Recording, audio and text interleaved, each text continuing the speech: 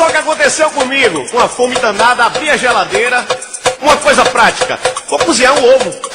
Mas quando eu olhei, tinha um pintinho dentro, velho. Olha só o que aconteceu. Joelho do cavalo. Eu fui cozinhar um ovo, mas dentro tinha um pintinho. Já pensou se eu cozinho com o pinto lá dentro? Já pensou se eu cozinho com o pinto lá dentro? Eu fui cozinhar um ovo, mas dentro tinha um pintinho. Já pensou se eu cozinho com o pinto lá dentro? Já pensou se eu cozinho com o pinto lá dentro? O engraçado é que aconteceu também uma história com o Maninho, na tentativa de cozinhar um frango. Olha só o que aconteceu. Deixa comigo, Luizinho.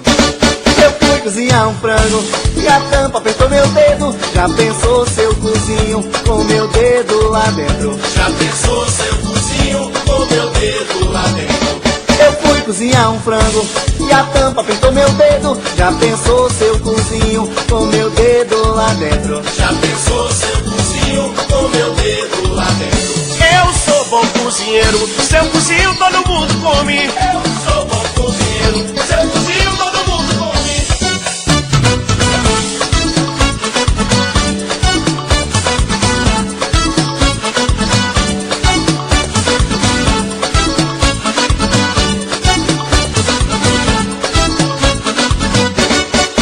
Cozinhar um ovo, mas dentro tinha um pintinho. Já pensou se eu cozinho com o pinto lá dentro? Já pensou se eu cozinho com o pinto lá dentro?